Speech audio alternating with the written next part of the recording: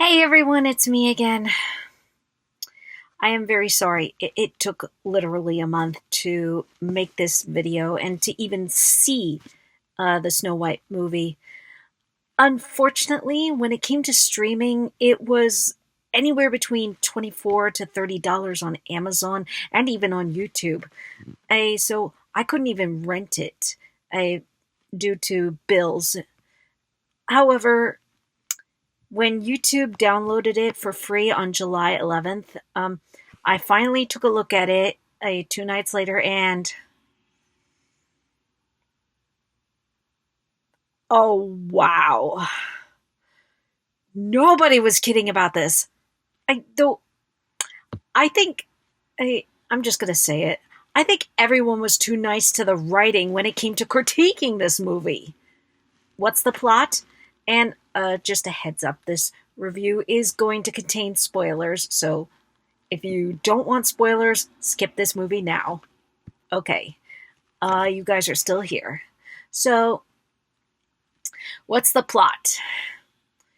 A virtuous queen and king give birth to a daughter in a fierce snowstorm, thus naming her Snow White. Eventually, the mother dies, and the king remarries a stunning woman who turns out to be evil, vain, and relies on power. Named, well, actually, she doesn't really have a name, though in the original called a in the original she's kind of called Queen Grimhild. I I'm probably saying it wrong. I'm probably saying it wrong. Who sends the king away to die and enslaves his daughter.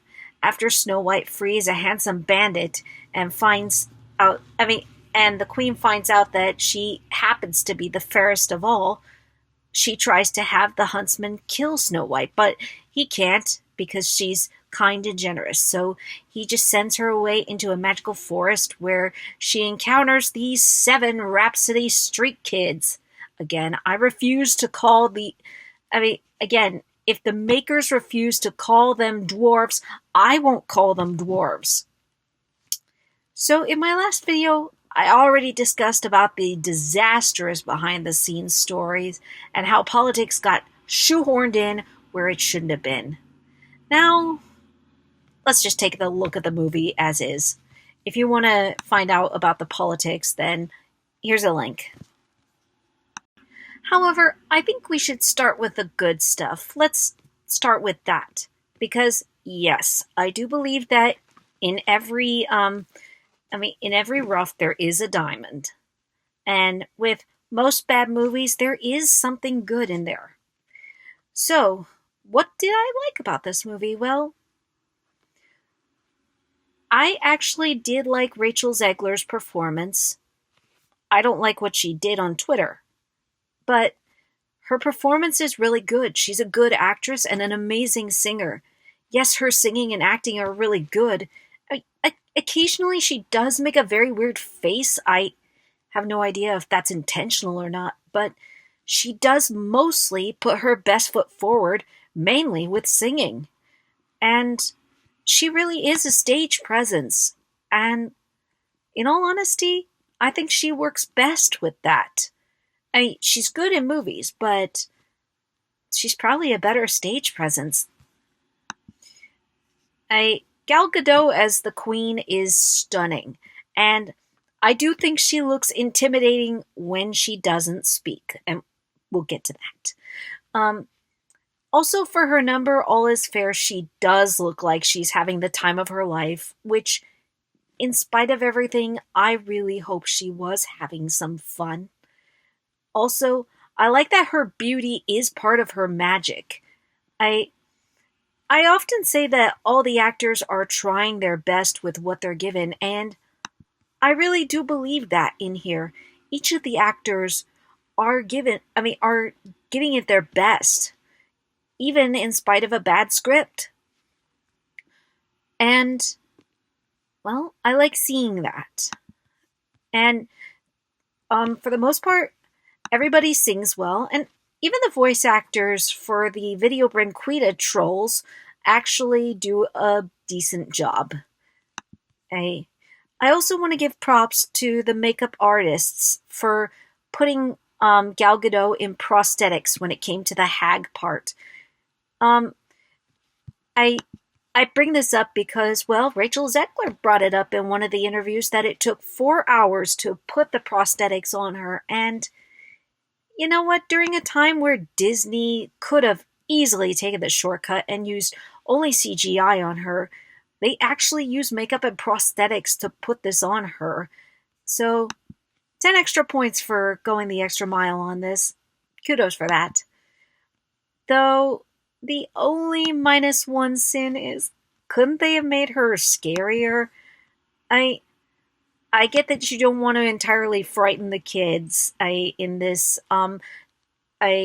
progressive movie, but honestly, I think you could have gone the extra mile.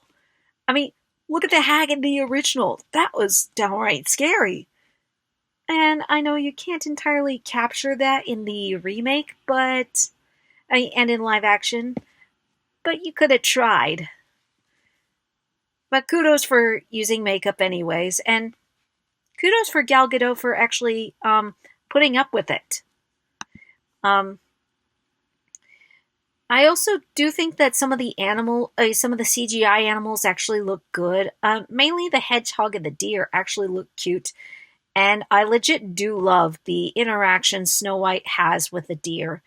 There's no dialogue in that moment, and you could sense what both of their thoughts are. And one of my Facebook friends actually pointed out that the mirror looks and sounds accurate. Heck, he even sounds like another Tony J. Hey, if Disney ever needs a Frollo voice replacement, they need to call this guy back. I love his voice. And I do plan to talk about the 7 Polar Express kids later, but I will give the designers this, that Dopey does look better than the other 6. Even his actor, Andrew Barth Feldman, I actually is giving it his best, and it's got some of his facial expressions. I think that was deliberate. And he also does a great job in the role. Also, the choreograph for the big musical numbers looks like it belongs on Broadway, and it made me think back to the Brandy Cinderella in a positive way. I don't like most of these numbers, but I will acknowledge that everyone sings decently. And you know what? I think the singers are better than their songs. And well, whenever there's a big musical number with the entire town and as well as the main characters involved, like the beginning and end, it actually looks spectacular. Even the musical production of All Things Fair, you could see that the dancers are giving it their best, and I say kudos for that. Kudos for the effort in that. And that's the end of the good stuff. Let's get into it, shall we? First thing I'm going to talk about is the tone of this movie. First of all, why is this thing 2 hours? I mean, almost every Disney movie now, every live action Disney movie, I should say, feels like it has a need to be 2 hours. Why is there a need to do that? Can't you just be a story? You don't necessarily have to be 2 hours to be taken seriously. And is that what you're trying to do? Make sure that we take you seriously? Because you don't need to make a movie 2 hours in order to do that. And that is becoming old, at least for me. This is taking itself way too literally. I mean, I get that the writers want to be progressive, but you don't become progressive in name only or checking off demographics off your chart. You have to let the characters breathe and then let the latter part follow, or have faith in your audience interpreting these characters. There's a reason that people interpret characters like Dorothy from The Wizard of Oz in so many different ways. And it's because the producers and directors allowed that character to breathe and be her own, come into her own character. Or let's look at any Disney princess you want to look at, whether it be Ariel, Belle, Rapunzel, or even Snow White. They let those characters breathe and had faith that the audience could interpret these characters in different ways or relate to them in a different way. They didn't have to shoehorn in so much in order to say, you have to relate to her this way, this has to be related to this moral, and so forth.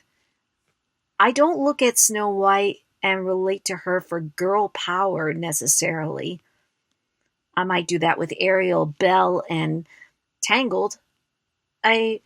Though some would argue that Snow White in her own way has her own kind of girl power, whether it's being assertive with the dwarves or the fact that she's willing to be kind to them, not knowing who they were to begin with. But yeah, shoehorning in these demographics and then making character and story secondary is going to hurt yourself. And it does hurt this movie a lot. One of the ways that it takes itself so literally is the narrator makes clear to the audience that the mirror that the mirror can only answer but one question. I never asked myself, why does it only answer one question, or how many questions can it answer when I saw the original movie, or heck, when I read the original fairy tale. All I thought was, okay, this is a mirror that knows all and sees all, which in its own right is scary. You took the scare factor out of this mirror by having it only answer but one question. Who's the fairest? This mirror could do anything I got the sense that this mirror could do anything, but the queen uses it for her own vanity and to make her ego stronger. So in a way, she kind of wastes the mirror's gift, and this has become this mirror is a plot device now. It's not a living character or a living being. And yes, here comes the spoilers. The climax is solved way too easily. There's no conflict whatsoever. You could say that Snow White's about to get killed or something, but no. She easily wins them back. I am not kidding when I mention this. She wins the soldiers back by saying, I know your name, I know what you used to do, I know your name and what you used to do, and the queen just doesn't know their names and doesn't care. But somehow this wins the soldiers over to Snow White. Why? Why would they care? What makes Snow White knowing their names, what makes Snow White knowing their names, turn them over from the queen to her and commit treason?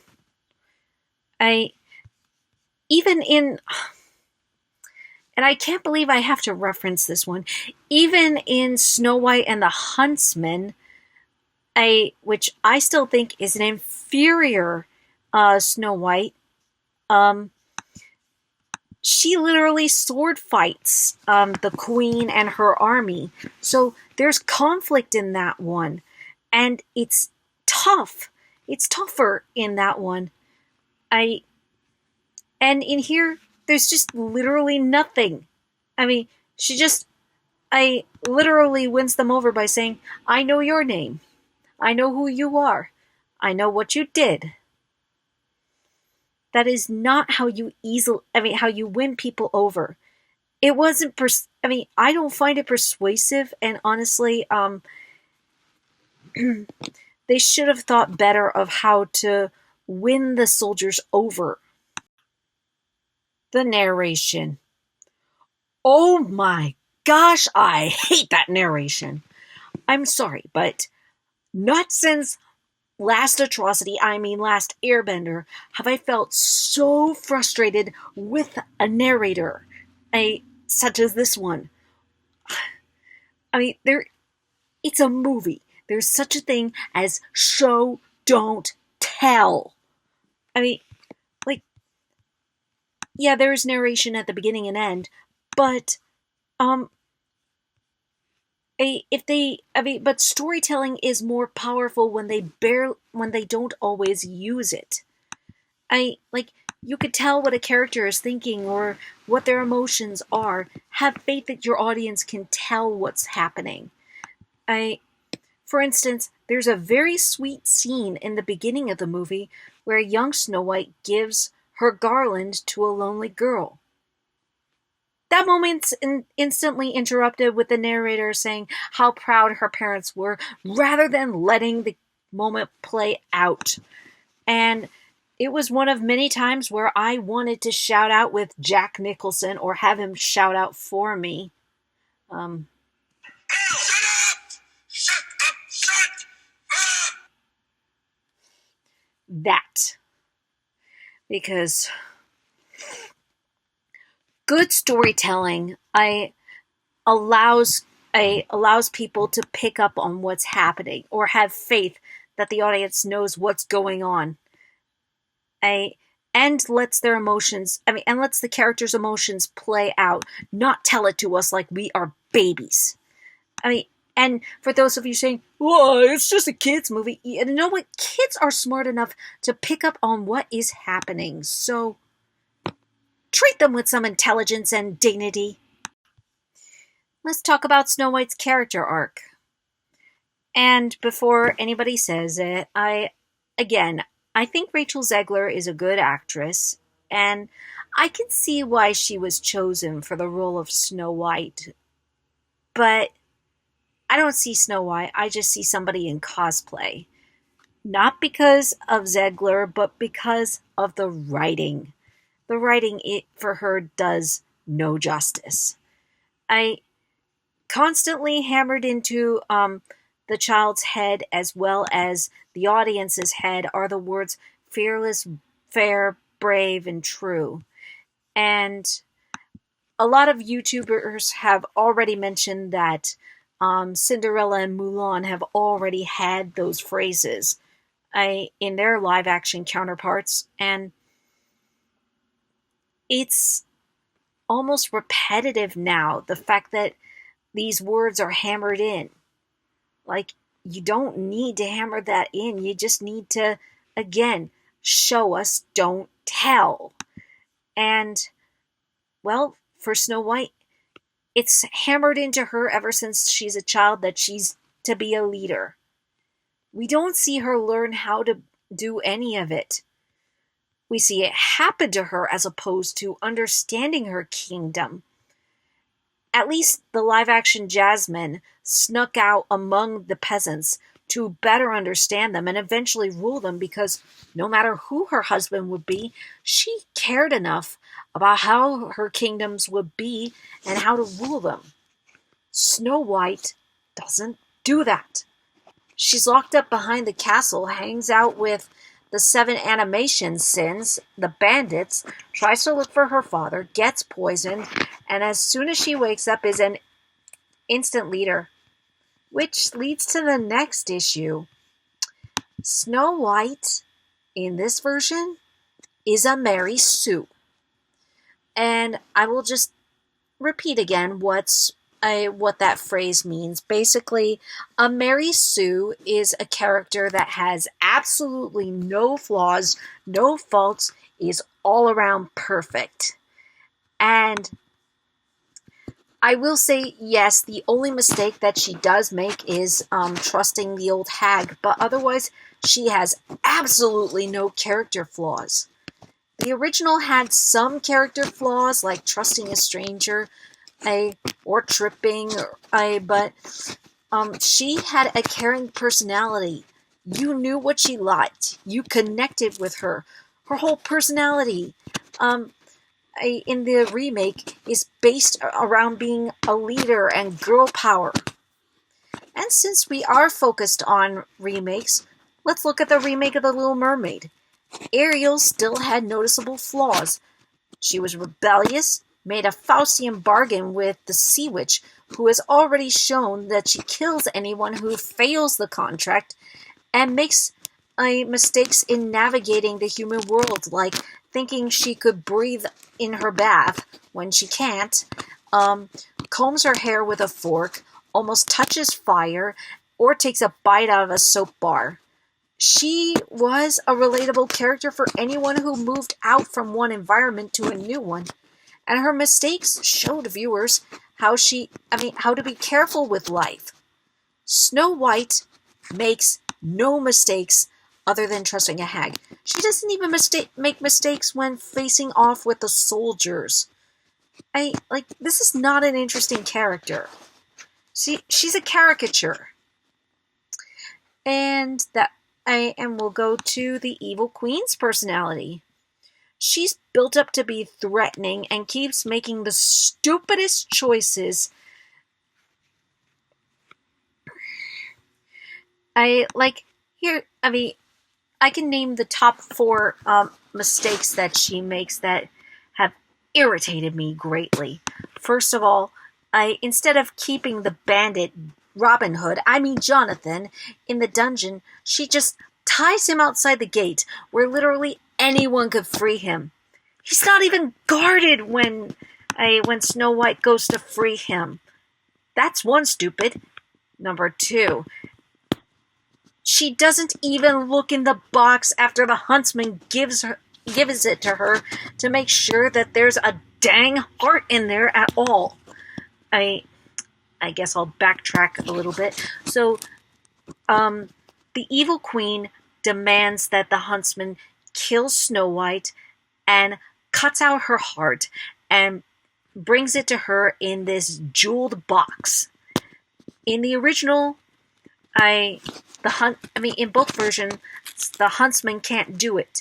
In the original, he cuts out a pig's heart, so that the queen could legit think, okay, Snow White is dead. And here's the proof. Until the mirror reveals to her that's a pig's heart. That's not Snow White's heart. In the remake, she doesn't even look inside the box. She just naturally assumes she's dead until the mirror says Snow White lives. And this causes her to look inside the box. And inside the box is a, no joke, bright red apple. When I saw that scene and saw her take out the apple, I had to stuff a blanket in my mouth in order to stop me from screaming. I was that angry. That is beyond stupid. The queen would have looked in to see that there's a heart in there. She would not take the huntsman's word for it if she was smart enough to do this. But how do you think that an apple's a heart? Okay, I'm going over the top. Okay. That leads to the third mistake that she makes. What's the worst she does with the huntsman who has potentially committed treason? She throws him in the dungeon rather than actually execute him. And not taking into account that at some point he probably could have found a way out. When it came to treason in fairy tales and in real life, people were executed for it. And the fourth thing, she sees that the apple has a true love antidote, and doesn't think to actually kill Jonathan, ensuring that Snow White stays dead. She knows that Jonathan knows Snow White, maybe even likes her, but she allows him to live. Guys, I get that villains often make stupid choices when it comes to letting their ego get the better of them, but this is beyond stupid. These are mistakes I would expect a villain's sidekick to make, not an actual mastermind. And especially not checking to see if there's a heart in that box. Oh.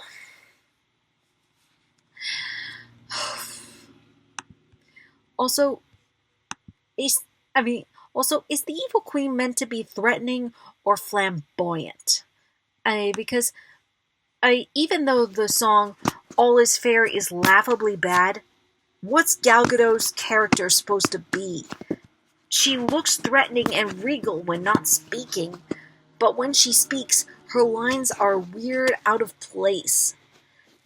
I mostly blame the writers for this and the directing, because I do believe that an actor is as good as his or her director, but Gal Gadot was either given poor direction or no direction at all.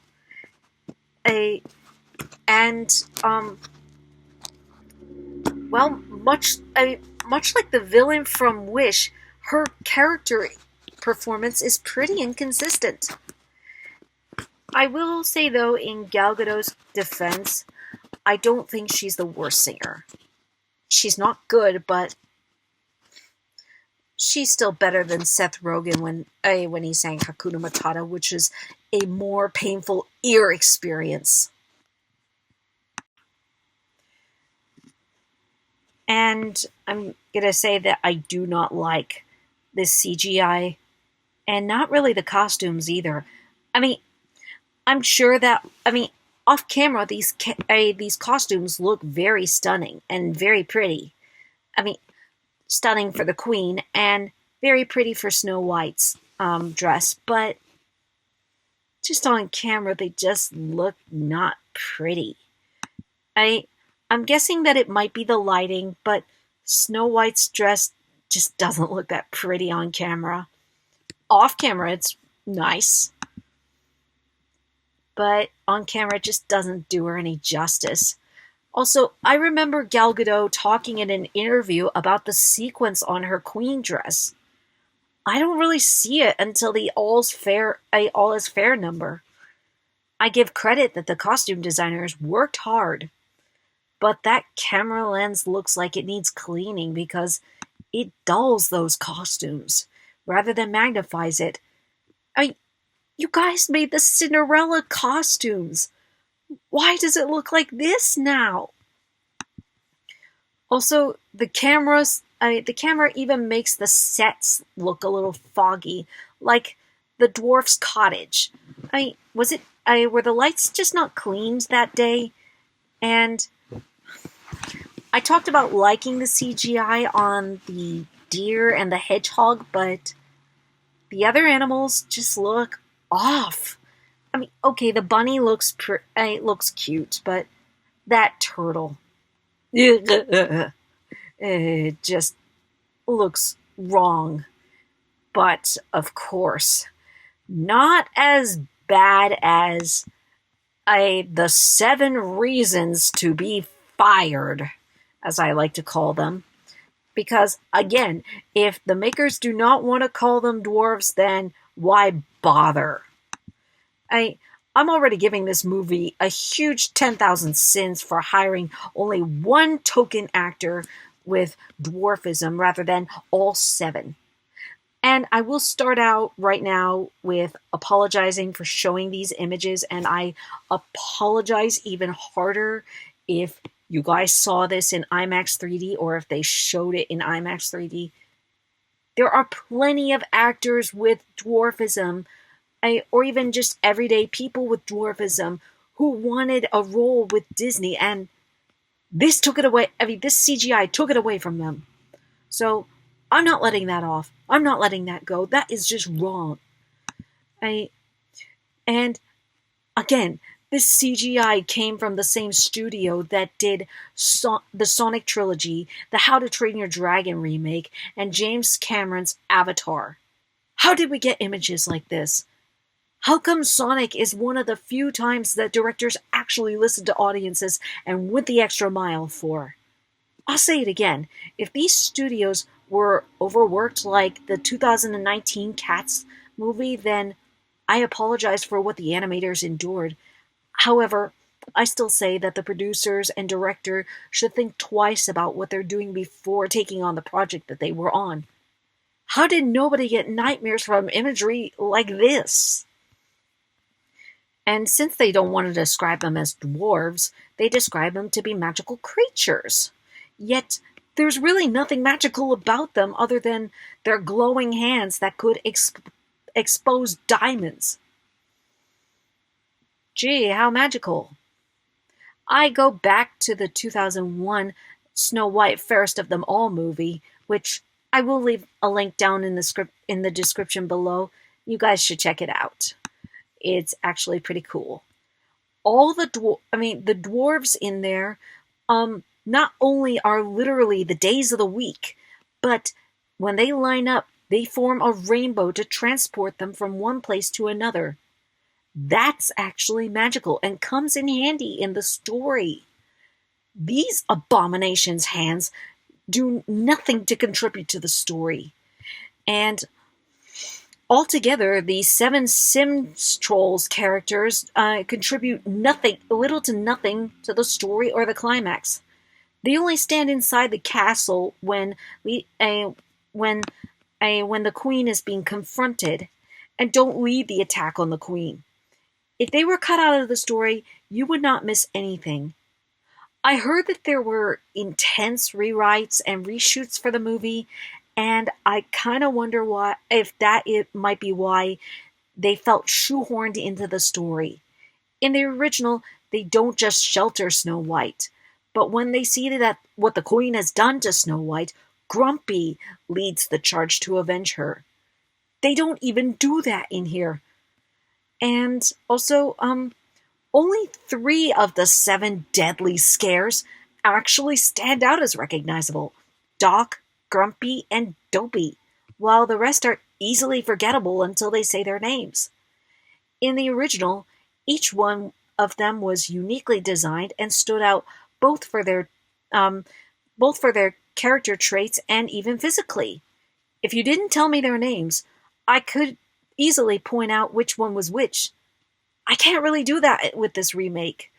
And even the makers seem to know that, which explains the frustrating exposition in their combined song, Hi Ho Dig Dig Dig. There's verses like, I'm sleepy, yeah, we know. I'm happy, yeah, we know. He's bashful, yeah, we know. So don't tell. In the original, after Snow White saw their names on the bedposts, and we saw the dwarves again, we as kids had fun guessing which one was which. Only once did they ever have to identify Dopey by name. This not only sucked the fun out of it, but it felt like explaining to the audience rather than breathing the story, and there is a difference. And Grumpy's character, he's out of character. In Whistle While You Work, Snow White gets the 7 Discord mods to clean the food fight mess they made, and Grumpy doesn't protest. If she did that in the original, he would have said something like, "Okay, that's it, kick her out. Who made her the boss of us?" At another point, she way too quickly gets Grumpy to end an argument. The original would not have let that go so easily. And that slapstick is not funny with these 7 horror shows. I've said it in my last video that there are some things that are funnier in animation than they are in live action, and things like Dopey's diamond eyes are not as funny in live action as they were in the animated movie. There's just some things that don't work, and this one really did not work. Then there's also the lacking romance. I don't really feel the chemistry between between Snow White and Robin Hood. I mean Jonathan. If they didn't want to make him a prince, that's fine. I mean, we've already seen that before in Snow White and the Huntsman. But we've seen this done, I mean, this kind of character done already in the Ella Enchanted movie, Wesley in The Princess Bride, Garrett in Quest for Camelot, Flynn Rider in Tangled, Nick Wilde in Zootopia, so I'm not interested in his snarky behavior anymore. Also, each of those movies found a way a way better way to make these characters interesting. I mean, I've seen these lover spats I, in those movies where, they argue and make witty remarks, then fall in love. Done better.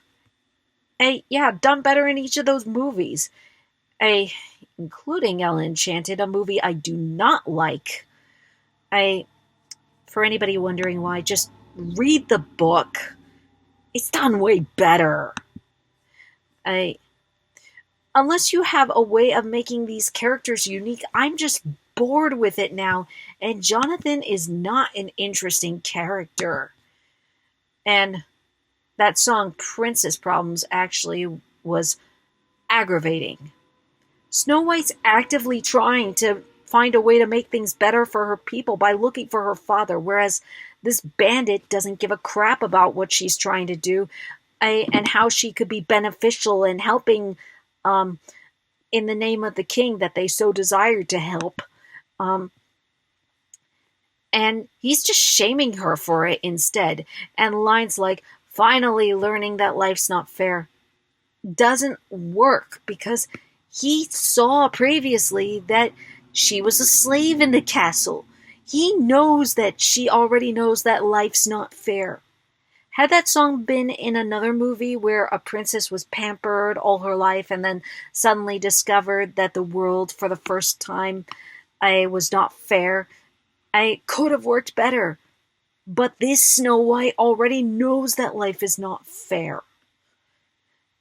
And through most of the moments where they're engaging in lover spat, in one song they're suddenly in love.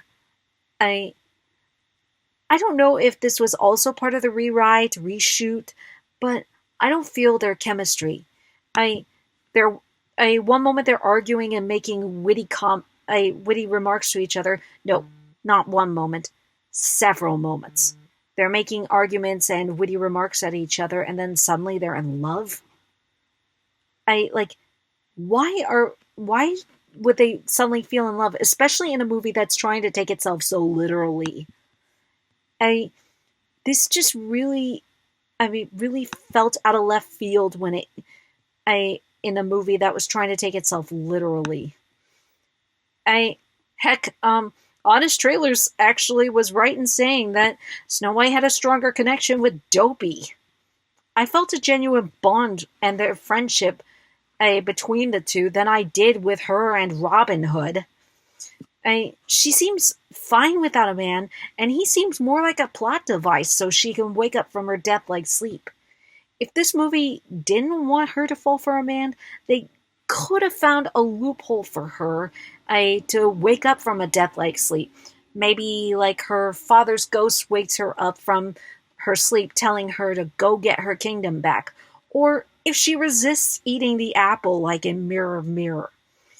And the ending implies that she became queen and married him, but the latter seems more like an afterthought. I know that the prince wasn't interesting in the original, but he was the forefront of Snow White's heart. I barely remember that Jonathan was in this story.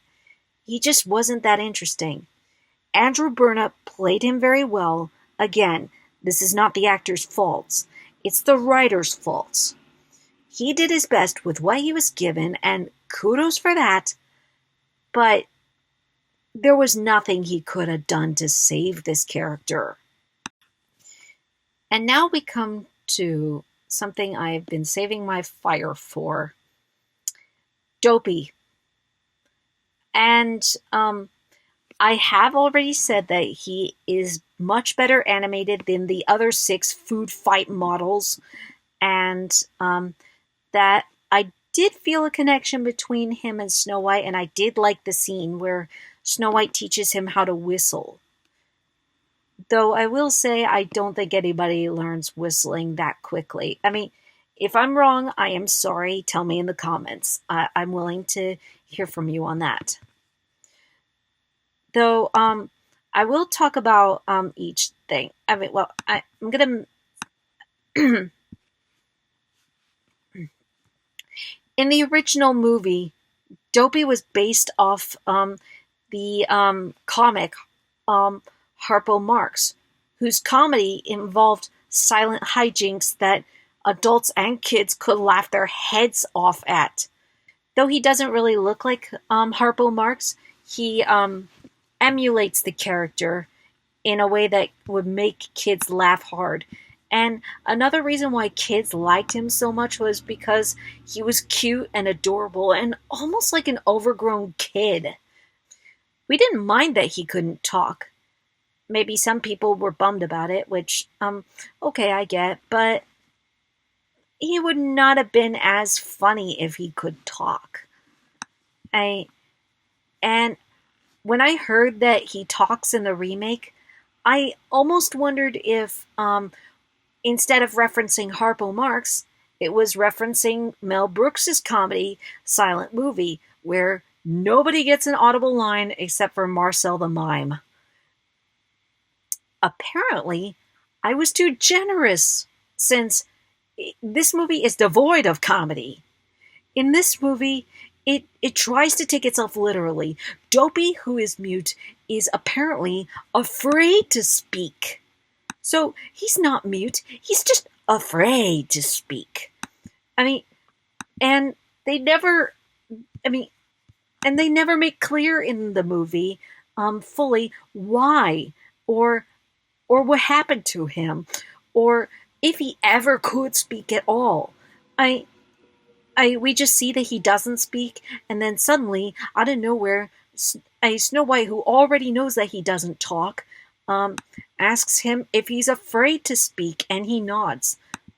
What about a line like, he has not spoken in 230 years, since apparently these characters are about 274 years old. So, I mean, that line, had that line been in there, I'd get it. And I think we all would have gotten it.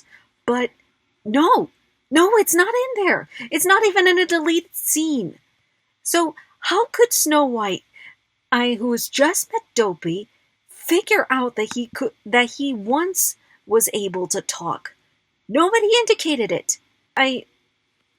So yeah, if they had said something, if Doc nudged Snow White and said something like, he hasn't said a word in 230 years, or the Queen swore swore that she'd kill him if he ever spoke a word, then at least it would give a reason for him to learn to speak, or even overcome this situation. I do like, again, where Snow White helps him whistle his heart out. But they should have added more to help us understand why he chose to be mute. Or if he was stunned into silence or something. At least the original gave a reason. They just said that he never tried to speak. Here, he apparently used to. And if in the original, he was cured of, he was cured by self-confidence in order to speak, then maybe that could have worked in the original. But here, it doesn't. It just really doesn't. Because the original was bathed in magic and suspension of disbelief, whereas this one desperately tries to take itself seriously in the real world, so it doesn't work. And since you try to take yourself seriously in the real world, are you trying to get kids to look at other kids with mutism and say they're that way because they don't want it enough, or they could so easily be cured? There was a great comment on one of Phantom Strider's videos where someone diagnosed with selective mutism described why this moment was insulting. So, Congratulations, Disney. You not only managed to insult the dwarf community, but the disability community in one character. In conclusion, even without the Twitter politics involved in the making of this movie, this really did not feel like a Disney movie. I don't know why The Little Mermaid remake actually felt more Disney than this. The magic of Disney may not have been as strong with it as it was in the animated, but the characters were still interesting. I love the romance between the two leads. I love the idea of mermaids being real. The ocean could look nice at times and like another world. There was no narration forced into the story. The characters and their actions spoke for themselves. Hallie's voice was pure magic. And save for a couple of poorly handled scenes, the writers did not feel the need to literally spell out the situation. This, on the other hand, felt like AI was writing the script, trying to figure out how to please everybody and nobody at the same time. It is impressive how horrible this writing is. I have not been this angry at a script since Lady and the Tramp remake. Is it worse than Lady and the Tramp remake? It's honestly hard to say. I'm angry with this movie how it feels the need to tell and not show, which is what the other remake did. I'm angry that the CGI washed I'm angry that it CGI washed the dwarves, hoping to save its cowardly butts, and tried to be above controversy, yet they only made it worse for themselves because and giving only 2 people in the dwarf community a job and nobody else. I'm angry that Disney not only treated the original movie like they were ashamed of it, but also what they did not put but that they did not put thought into the story. When Walt Disney made a movie, he thought through how he wanted to present it. Was it always perfect? No. But there was passion behind it. The actors clearly, in this one, have more passion than the writers, and it hurts to see that from Disney. It does not feel like a Snow White movie, nor did it feel like a Disney movie. In trying to please everyone and nobody at the same time, it truly was the first time a Disney movie was devoid of any identity, and that hurt just as much as the Twitter poison. However, I will say that, like most bad movies, I do believe that this movie could have been given a better script or much more thought. You could have used those years of delay to actually try and rewrite the script. It could have been something better. But I'm going to save that for my next video, which this time, I promise, will not take a month to make. So join me for part 3, the final part. I'll see you all next time.